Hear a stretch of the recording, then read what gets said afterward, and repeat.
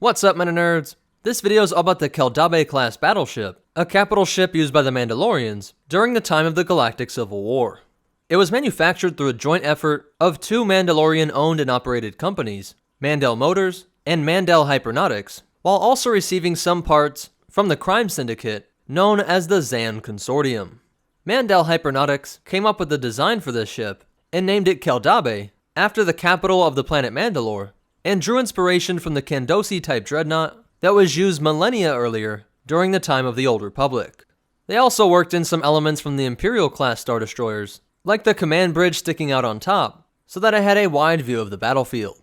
Mandel Motors did most of the actual building of this ship, while Zann Consortium provided some of the more exotic weapons and shields. Once it flew off of the shipyard, the total cost was 200 million credits, nearly the cost of an Imperial-class Star Destroyer, plus a Victory class.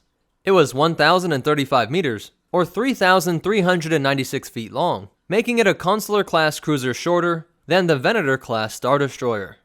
And with a height of 383 meters, or 1,257 feet, it was as tall as 38 Rancors, and at a width of 613 meters, or 2,011 feet, it was about 2 Hammerhead-class cruisers across.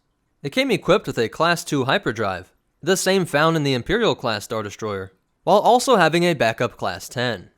It's Mandalorian, so of course it had an excellent armament, with 25 heavy turbolasers, 15 heavy ion cannons, and 2 mass driver missile launchers. I believe that this combination of weapons demonstrates the Mandalorian's superior understanding of how to win a space battle.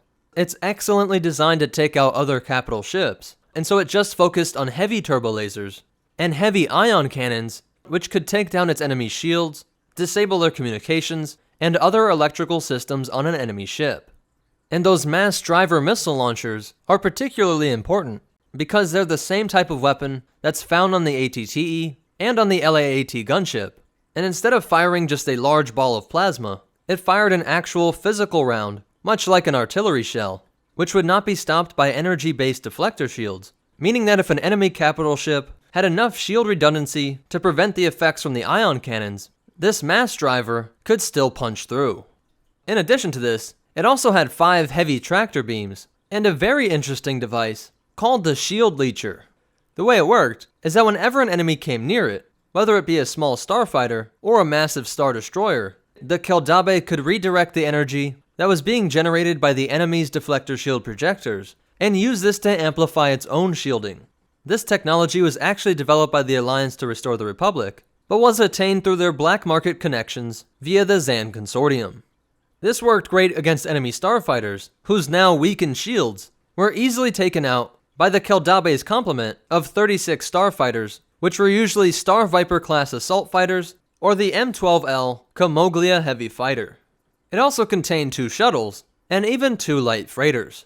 This was useful for transporting its massive cargo, which could be up to 20,000 tons, meaning it could transport up to 22,222 dewbacks.